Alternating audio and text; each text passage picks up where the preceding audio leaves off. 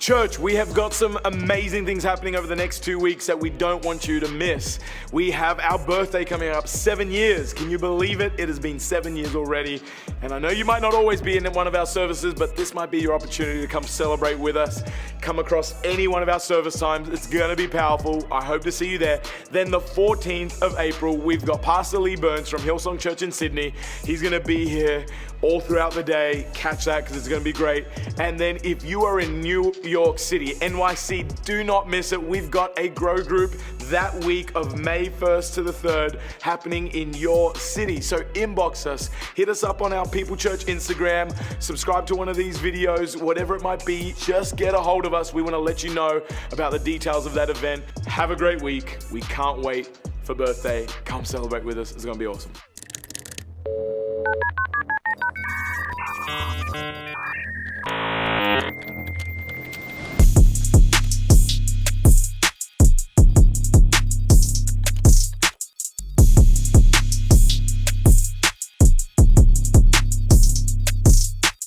I want to speak out of the subject this morning. Can we grow together? Say it with me. Can we grow together? So we're going to read right now in Luke 14. And just to give you a bit of backstory, Jesus is setting the tone for why he's here. He's kind of setting the tone for what we could expect. In a room this size with different backgrounds. You might have grown up Catholic, you might have grown up Pentecostal, raise both hands. You might have grown up charismatic, whatever it might be. Maybe you didn't grow up anything, you just went through life. And this is your first time at church. We all have different perspectives, right? We all got different ways of looking at things. And Jesus realizes he comes into a time with expectation. In fact, the Pharisees and the Sadducees, they already thought they knew how Jesus was going to appear, how the Son of God was going to get to him. How church should look. Isn't it funny how we go to God with a solution we want him to provide us, not the solution that he might need to give us? We often like to tell God how to do his job. God, what's wrong with my life is ABC, fix it, and I'll be happy.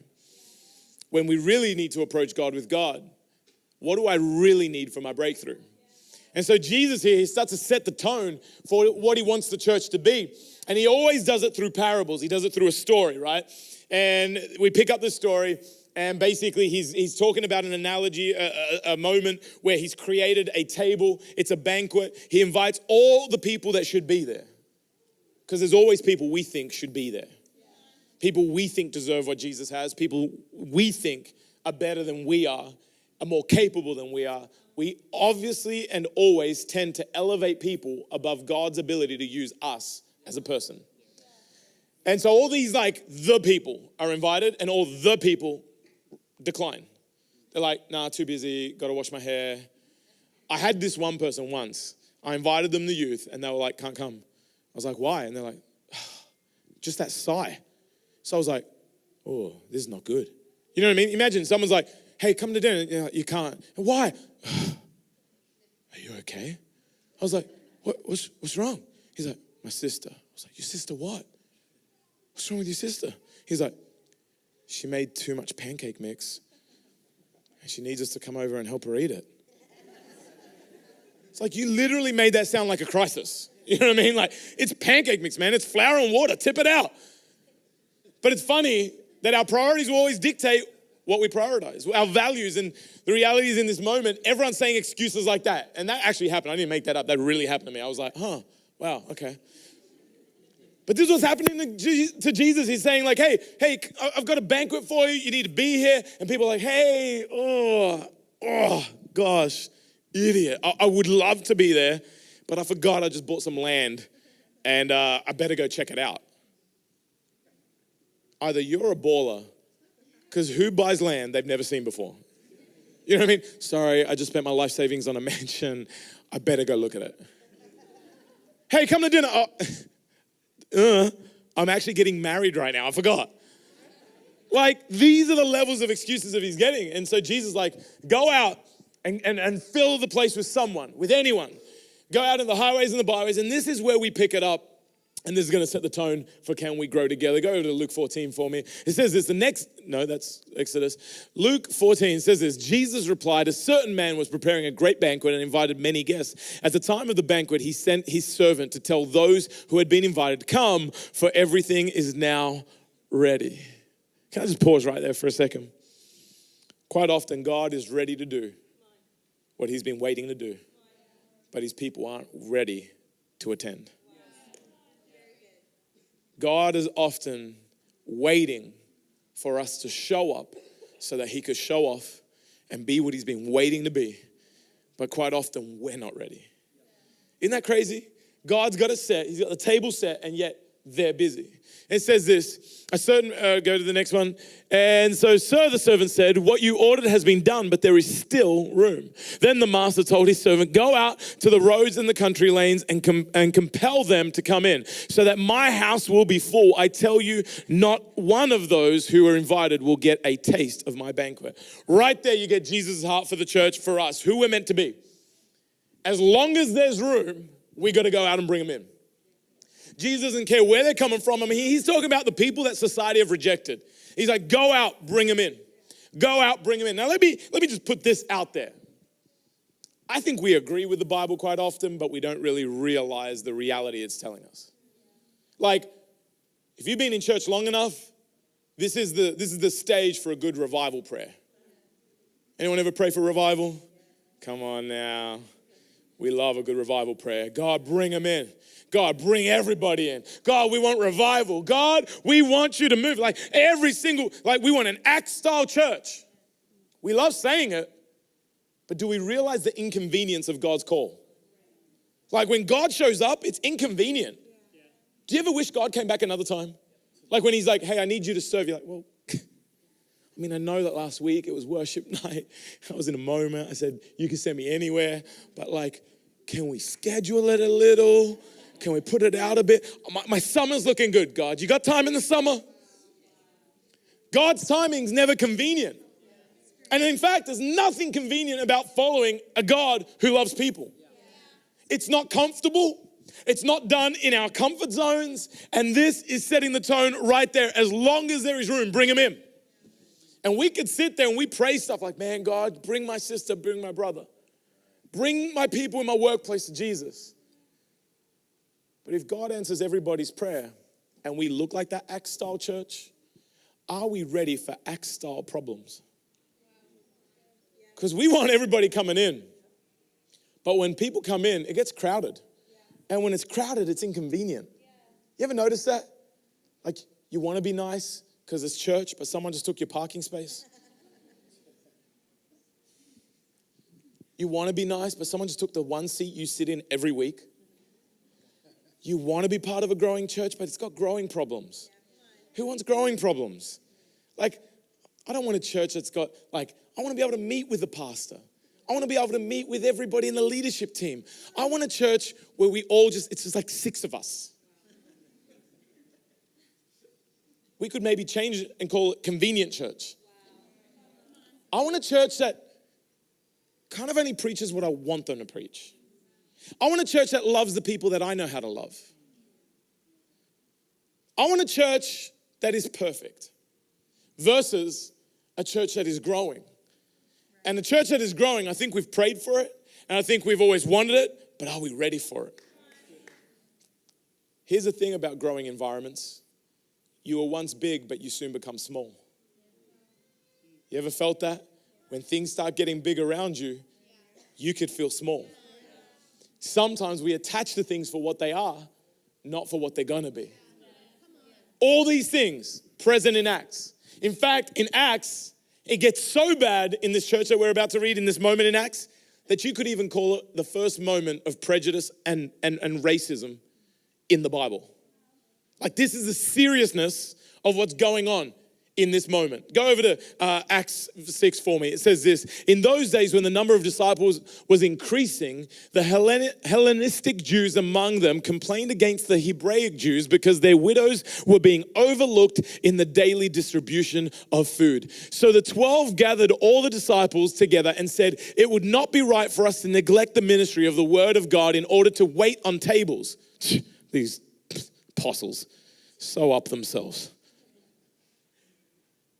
You don't like when I say it that way, but we do think it of pastors that won't meet with people. We don't like it when it's said that way, but the reality is, I think there's a crux and a problem to the way we often pursue church. And we like to elevate one person when Jesus is equally distributed between all people. Meaning my prayers are just as powerful as your prayers. Meaning you have just as much power in your workplace as your grow group leader has in your workplace. Does this mean we forfeit authority? No. It means this: we come under the greater authority of who Jesus is. We play our role, we play our part because there's a banquet to fill. It's not easy. It's not convenient. It's not always the most motivational, but it is the most needed. A church with open doors and the ability to be inconvenienced by God's call. I want to be inconvenienced by a church that's growing too much. I want to be inconvenienced to the point where I got to walk 5 blocks to get here as the pastor. And I want to be able to thank God at every block, because every block is a moment that reminds me that our church is filling up with people that need Jesus. These are the things we need. And it says here that basically they point people to help with the distribution of food. But let's just pause for a second and realize that there were people being overlooked because of their people group in this thing called the church. What? How many would leave that church? No one. You guys are awesome. If that's the case, I'm done. You're not going anywhere anyway. Might just do a few dance moves, keep you, no matter what I do. Come on now, as if we wouldn't leave a church like that. I mean, a church that had like prejudice against people, we would go. I wonder if we looked at the Bible with this level of realism, if it would bring us a more sober reality. That the church is not something that we arrive at perfect, but the church is something we build because of something greater than what we see in front of us. That an Acts-style church is going to bring Acts-style problems. We're going to have more people than we know what to do with. We're going to have inconvenience of not knowing how to get there easily. We're going to have problems where we can't maybe connect with everybody we want to connect with. But is that the crux of church, or is it something greater? Is Jesus trying to highlight here that he built this in such a way that yes, there is structure and there is authority, tiers and all that good stuff, but is there a bigger problem at play that we often don't think that our prayers could be answered because we're not the pastor? We're not on the leadership team, so therefore I don't have that power. Yet Jesus, before he goes up back to the Father, he looks at his disciples, he goes, hey guys, we need to decentralize. My words, my verbiage, Chris Olothian's version. He's like, we need to decentralize. I need you to go out into this world, every part of it, your local neighborhood to the outermost parts of the city, to the outermost parts of the world, and I need you to know this. I need you to make of the men around you what I made of you. And if you want to know what he made of them, it's centered around one perfect moment that could depict what we need to be. It's when Peter realizes that Jesus is Jesus and it has been revealed to him through a relationship with God the Father.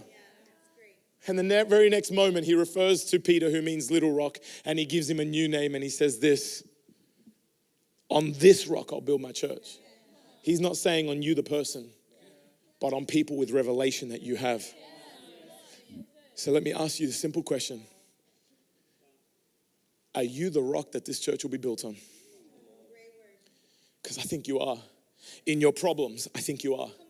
In your worst day, I think you are. In your brokenness, I think you are. In the season that you haven't arrived in yet, I think you are. In your hurts, I think you are. In your lack, I think you are. Because it's people like you and me that he filled that table with. And it's seats at that table that you and I need to go out and fill that table with. And it only happens with you and me at our worst, in our brokenness, not building around one thing, but building around the thing that gets us there. I know it might sound trivial to you, but we are on days and we are approaching days where this is only going to explode bigger and bigger and bigger. And this is what I'm kind of sick of hearing in the church and churches around the world is my church got too big for me. And we think that's cool. We're like, I just like more small, quaint churches. Okay, cool. But I also like sleeping in on a Sunday. You know, if we're talking about what we like I like sleeping, you know? Like if we're talking about what we like, I like brunch on Sunday. if we're talking about what we like, I like an air-conditioned building on a Sunday. But are we talking about what we like? I don't build God's house on my preferences. I build God's house on his promises. And if his promises are only for me, I don't understand his promises. If his promises are for me to steward so that other people can enjoy it too, I get his promises. And you got to note this inconvenient truth right here. And it says this, that he's over in, in Luke 14, he goes, my house must be full. Jesus is not narcissistic. You know what I mean? He's not like, come on, guys, what is this going to look like when we take photos on Instagram and people see, like, we can't hashtag standing room only. Like, what are we going to do? Guys, we've got a dilemma here. You know what I mean? Jesus isn't like, they don't love me. Father, why? He's not like that.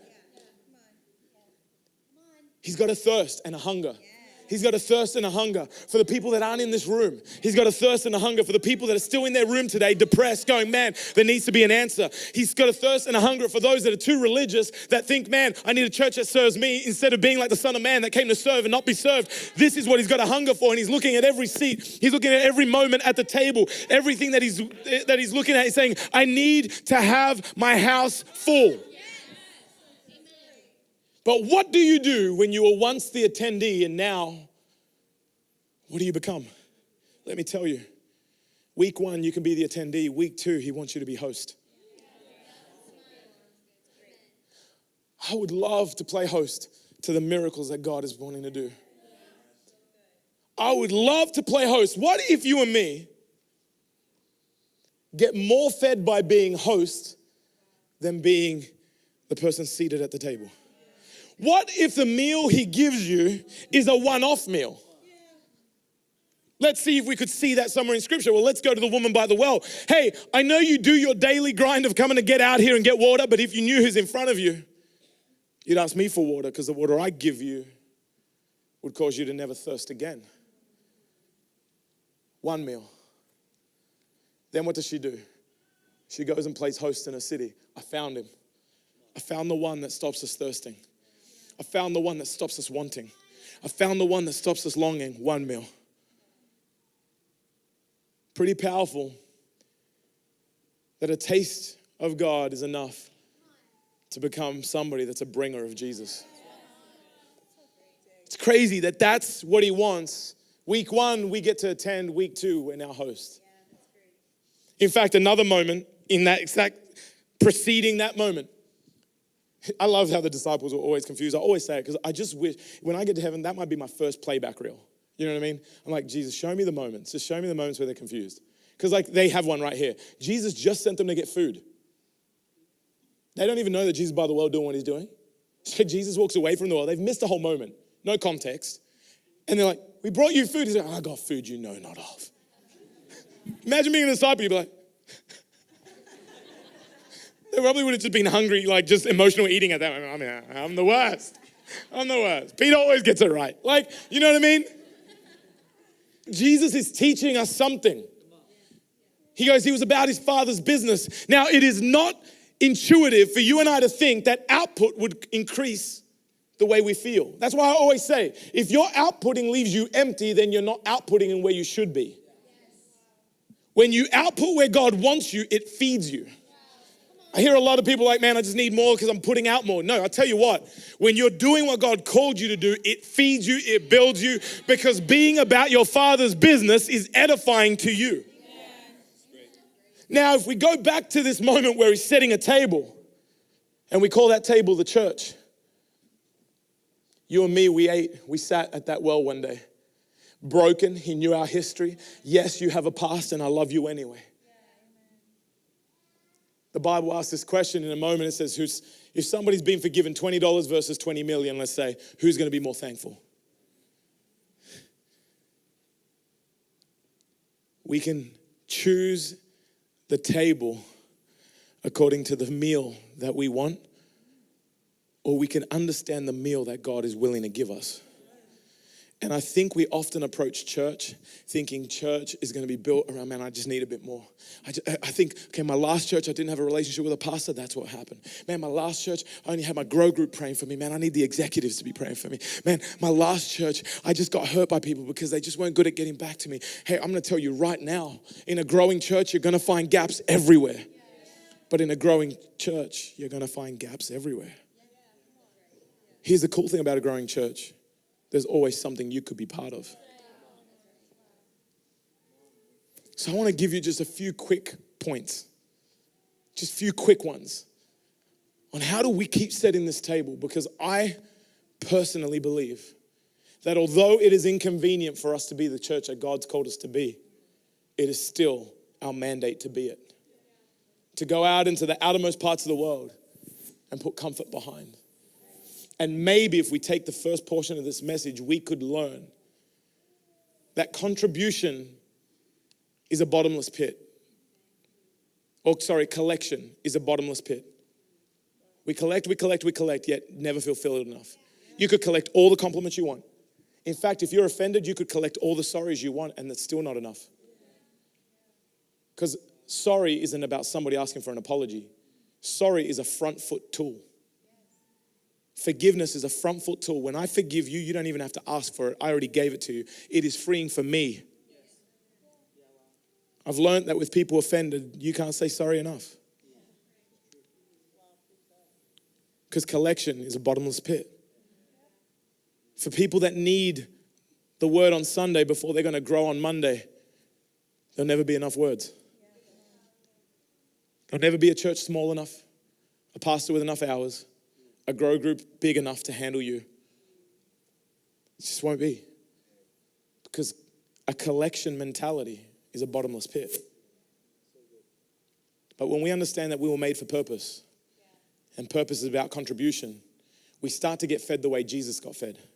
We start to get fed and we start to realize maybe the loneliness in my life, maybe the lack in my life, maybe the reason I keep pursuing girl after girl, guy after guy, maybe the reason I keep drinking, maybe the reason that I keep climbing the corporate ladder yet never satisfied, maybe the reason I go from church to church, maybe the reason I still dwell on every single moment that I've been hurt is because something in me is not getting fed. And let me tell you that maybe it is counterintuitive, but it is exactly kingdom to be fed by what we do for God and do with God, not just for Him, because we could work for Him and yet He could say to us, I never knew you.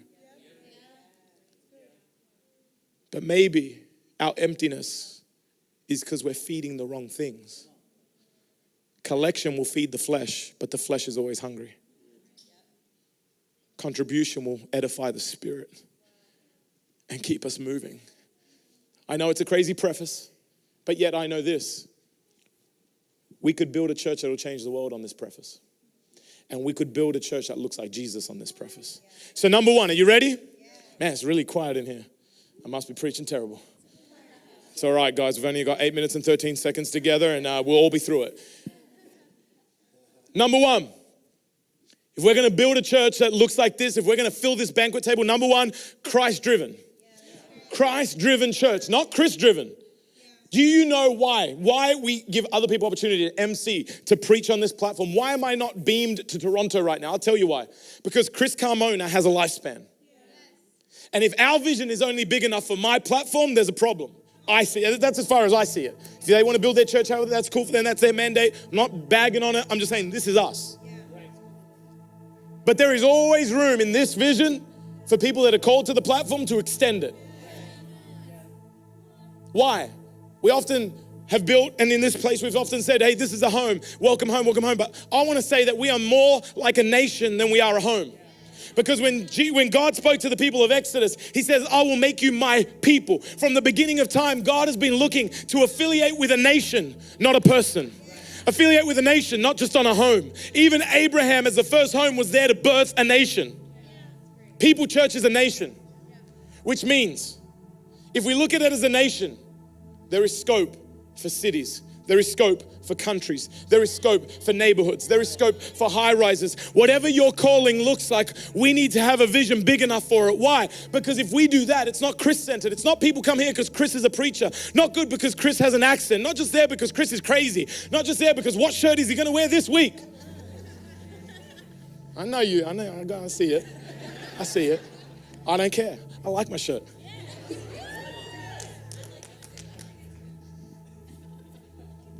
I don't want to build around this because this is flawed. But if we build around this, we're saying God can only move in me. Why can't your grow group leader be the one that prays for your restoration? Right now in Toronto, Jeff is preaching a powerful message. And we need more Jeffs. So George and Leslie will go to Barcelona and they'll preach a message on a Sunday at the very same time that we're preaching here. They'll be raising up people over there. And then from there, there'll be Madrid. And from there, there'll be Tokyo. Houses of grace, houses of light in a city, in a nation that is to tell people that if we focus around Jesus, every single one of us has a role to play. And let me tell you this, the day that I go on and go to heaven and graduate, I will cross that line and this thing will still be doing what it's meant to be doing here on earth. Why? Because if we build a Christ-centered church, it means that we build something that goes way into the distance. Now, this is the trade-off. Yes, you don't get to meet with the pastor every week. Yes, you might not get your favorite seat every week. Yes, we will run out of parking spots. Yes, we're going to ask to build building after building after building. Yes, we're going to love people that we don't know how to love just yet. Yes, everybody's welcome. Yes, when we fill the seats, we'll add more seats. Yes, it's inconvenient, but yes, it looks like Jesus. And yes, it'll change the world. And yes, that's the kind of contribution that'll feed your soul. Christ-centered. Christ-driven church is a servant-driven church. I had a revelation about servanthood. It's one of the hardest things to do because servanthood needs absolute security. Come up here, Bill, for a second. The analogy's not going to really work yet, but it might. Bill's up here, right? Imagine I'm traveling with Bill, and I've got to sorry, Bill, I've just got to clean your shoes. Insecure people go, what, is Bill better than me? Who am I to be doing this? I mean, this is embarrassing. How weird. What will people think? I'm just his little personal slave. Come on.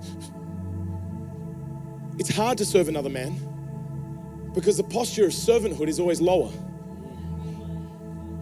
Servants elevate. Jesus, the Son of God, came to be low to elevate humanity back to God. Servants must be absolutely secure. What did Jesus always say? I could serve you because I've seen the Father do it. I could serve you because my identity comes from here, not from you and what you say and the position you've given me and how good you are. No, not from that. No, servants have to be secure. Thank you. Second thing is this, on that same topic, if we're going to be Christ-centered, servants don't get offended. That's been my revelation on servanthood. If I show up to your house, right, and I send you a text, I'm like, hey, God, I'm coming over. It's been a tough week. Let me serve you, okay? I'm going to clean your house. I'm going to clean it top to bottom. I'm going to cook for you, put the kids to bed. You go out and have a date with your wife. Just go, right? When I go there, there's zero room for expectation. Oh, really? They're going to leave it this dirty? I said I'd clean it, but are you taking advantage of it now? I said I'd cook, but you didn't tell me I had to cook from scratch. I mean, have some groceries in the place. I said go have a date. I didn't say go out until the next day. When you coming back? When you really go to serve, you don't come with expectation because you're there to do, not to get. But when you show up to an environment with expectation, I wonder what they're going to do for me when I'm there. I wonder how they're going to thank me for what I do for them. At the end of the day, the reverse engineering principle will always happen. You might not always know your motive going in, but I guarantee you your heart will reveal your motive going out. Going in, I'm here to just be used. Going out, I feel used. Going in, I want a growing church. There's no room for me in this church. Motives, do you want to be known? Or do you want to help people know? I got no care to be known. I love that right now our church, everywhere I go, they're like, I'm like, hey, how are you? And they're like, hey, what's your name? Chris. Oh, Chris. Carmona from Chicago. Or like any pastor's conference, I go, yeah, what church? People Church. Oh, we follow you guys. You guys kill it on social media and marketing, man. We love what you do. our collective team challenged me and said, Chris, you've got to scale to the level of our organization. When we get bigger, you've got to be more known as well. Sounded right, but I feel like it sounds wrong now. Because if we can exist without my face, we can exist beyond it.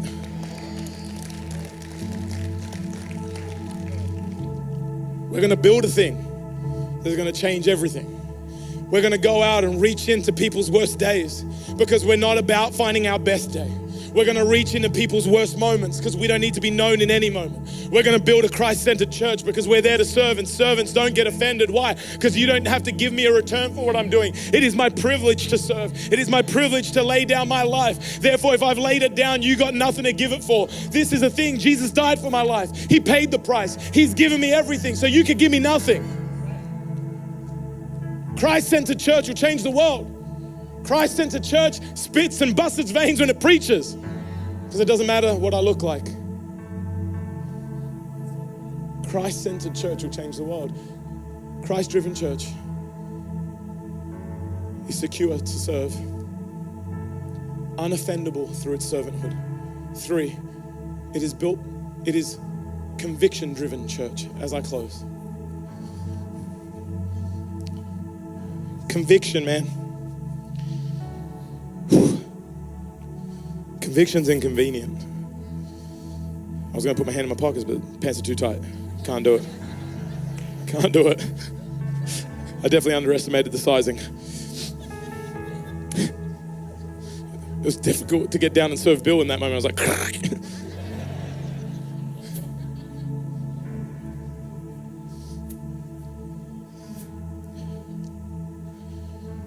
there's a moment in the Bible in Hebrews, and the writer is thanking God that the church really encountered God. It goes, for when the word of God came to you, it came in power and put steel in your convictions. OS, your software, when it's open to God, we hope that his word comes with power, so that it might solidify something, put steel in our convictions. Convictions of steel push beyond the real ugliness of the church. Prejudice, we're gonna change it. We're gonna help people shift. We're gonna be better. And I use that because I think there's no better story for us to challenge ourselves to be the church we need to be, because there's no more sensitive topic in our city and our nation than this right now. I'm not advocating for it as in saying, I allow that. But what I'm saying is, if we could be more about, if there's a solution, I'm gonna bring it, because otherwise it's gonna stay broken. Imagine what could happen in this house. And that idea of convictions is so powerful. And convictions that come by the way of God. Moments in this church that I've wanted to quit. I've prayed, God, let me go. Just not from me and your relationship. I'm cool with that part. I just don't want to be working for you. You know, you're awesome. I just don't want to be, I don't want you to be my boss. Your people are too difficult. It's not growing like I wanted it to grow. Because church was a method to serve my ego. So it needed to be big. But when church is a method to serve the kingdom, it could start small, but its mandate is to grow big. So in moments where I wanted to give up, in moments where I was like, I'm just gonna sleep in today, I'm not gonna go to church, I could lie and say I'm sick, they'll never know. This is what happened in the first few years of church. It was difficult, man, for me. But you know what keeps you going? This inconvenient, frustrating thing that lives in here called conviction, that has been fortified by steel of the Holy Spirit, that does this. For me, it reminds me of this. Chris, I had a pastor tell me recently, don't show up on Labor Day. If they're not gonna show up, you don't show up. Just save yourself. You're not gonna feel upset.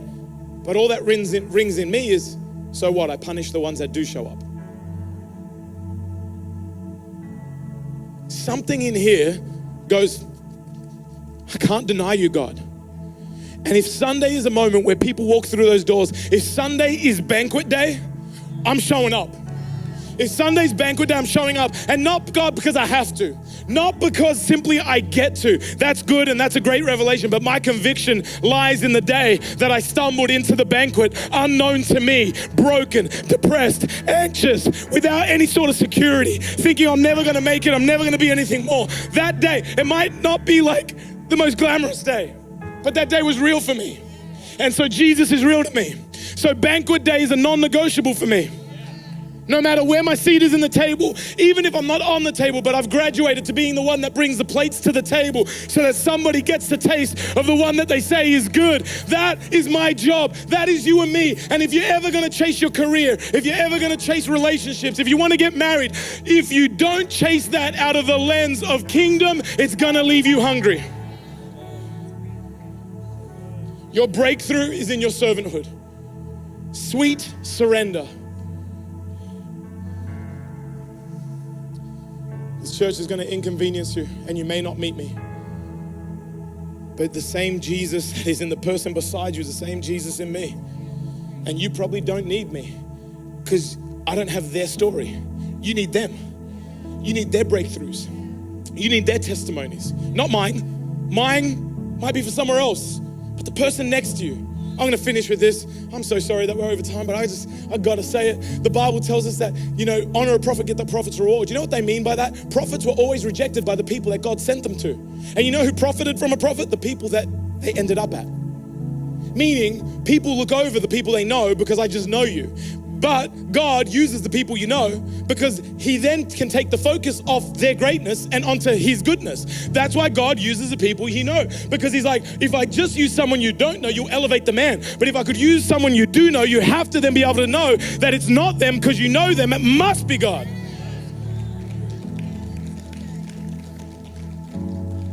I'm not meeting with you because I'm just too great. I'm just literally capped out. That's not the problem. The problem is we think that only the pastor has the power. But God has put prophets in the seats next to you. God has put prophets in your grow group, in your internship. God has put prophets in every area of this church, and they are waiting with a reward. And if you would give them the honor, they would give you your breakthrough.